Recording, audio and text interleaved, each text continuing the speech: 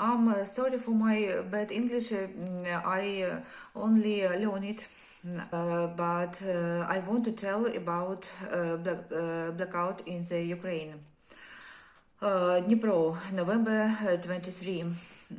We were walking quietly. The siren sounded, the alarm level was blue, the weakest. I needed to run out for a manicure and I'm asking for a brick. Despite the alarm, the salon is working. The girls took off my outdated gel polish and told me that the rocket had just landed near the airport. There were victims. We were very sad and I ran to call my mother who stayed in Kharkov. I thought that it was all over, but in the transit to the office, our security officer was standing and said, "Go in shelter. Where do you go and why don't you read my messages?" Alert level red, the highest. The shelter was crowded and noisy. All the colleagues were already there. First, there were reports from the internet that the Dnipropetrovsk and Kharkov regions were marked with a red background. Then it turned out that rockets has arrived in Kiev, hitting residential buildings. Kiev without electricity, Lviv without electricity, 70 missiles fired in Ukraine. 14:30. The light was disappeared in our basement. I didn't have time to eat and heard that the employees were offering to open a product box. There were cookies and dry cakes. I'm hidden there, asking what to eat. I hear friendly laughter. We do not lose spirit. We support each other. Also, our families, our children remain up there. We communicate, treat each other. The end of the air raid alarm, we go out, but there is no electricity, which means heating and water too. There is nothing to do in the office, and it is not intended for work now. The head of some departments let him go home, but we are not there. The girls run to the store, hoping to buy some groceries. My colleague Nadia and I understand that we have no cash at all, and the bank is most likely also closed without electricity.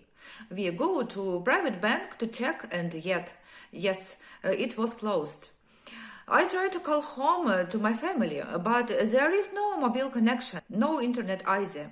I think that they should be fine, but I need to go to them. Maybe my husband needs help now. Here, the husband breaks through and reports that everything is fine. I say to draw water anywhere, but he says that he has drowned water and there is almost no water in the tap. There is no electricity, no heating. There is only gas. We return with Nadia to the office. It's getting dark already. Boss let us go home. Time approximately 16. I live by car, but there was an apocalypse on the road. There was many cars. Traffic lights do not work. Everyone was barely crawling. I drove for 30 minutes, the distance that I usually traveled in 7 minutes. Later, I learned that my employees walked home no matter how far it was. Public transport did not work. It was impossible to call and wait for a taxi, and the price immediately skyrocketed. My family went outside, hoping to get to the store. They didn't want to be at home without electricity. We met in the center of our district. The crowd of people, everyone was moving somewhere. Huge line for drinking water. The ATB store is open, but the line for the whole store. They didn't want to stand in such queue. Shops Varus Selpo was closed. Lanterns did not glow. Traffic lights and houses too. There was light only from car headlights. I was very glad that I met my family. I hug, kiss them. I didn't care about anything else, and we walked home with my daughter, and the boys drive in my car. It was dark at home, but in principle it was warm. Also, there was no heating because we lit the oven and it heats the whole apartment very much. We had water supplies, about 8 5-liter bottles and 2 pans. We lit candles, sat down to play cards, which the children really like. We figured out what we need to try to buy tomorrow at the store, because we can't go to the market. We didn't have cash. We tried to contact our relatives, but there was no connection. We went to bed. The next morning I needed to read an SMS from the office because I should go to work. The phone was 10% charge left. I read that we were not going to work because also there was light, there was no heating and no water. I asked my colleague how she's doing. Yesterday she has no connection with her family at all.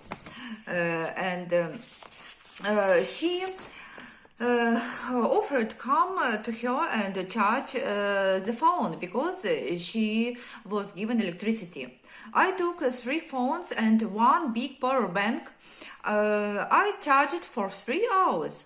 We chatting, laughing, getting to know her dog Pussy. He bites a little.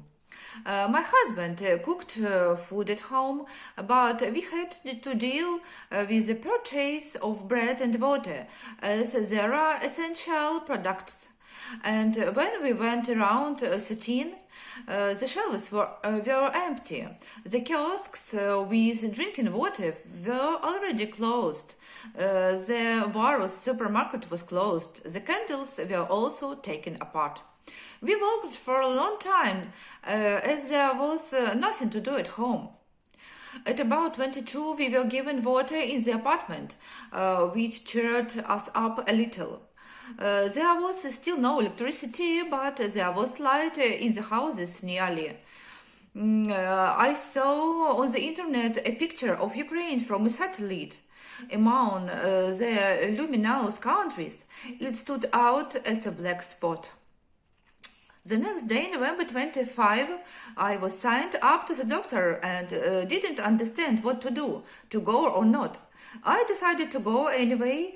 Suddenly he works, and I was right. The clinic works, there was light. At my work there was also light, water, heating, but it was still cold. In houses also gave light, but not for long. A schedule has been formed for the next week. 6 hours without electricity, 2 hours with. 6 are not, 2 are. This continued until Friday, December 2. When the lights were turned off during the day for 3 hours, and then at night, this day was almost a holiday for us. We read a bunch of useful household chores, studied, watched TV. How wonderful it is to have all this. I didn't feel like going to bed at all. I often think how good and happy we would live if it wasn't for this war. During this time, the refrigerator dripped, and the smell from it was not very good. Heating appeared. The water was without interruption. The main problem was the lack of electricity, without which phones could not be charged. Also, the children could not study. I didn't allow to do something with flashlights, as they already have poor eyesight, and during the day they could not join the lessons online due to the lack of internet. I've written this note also with a flashlight. Saturday, December 3, the electricity was turned off during the day for half an hour, and in the evening it has been almost 3 hours since it has been gone. During the day, we went to the river Dnieper, fed the seagulls with bread.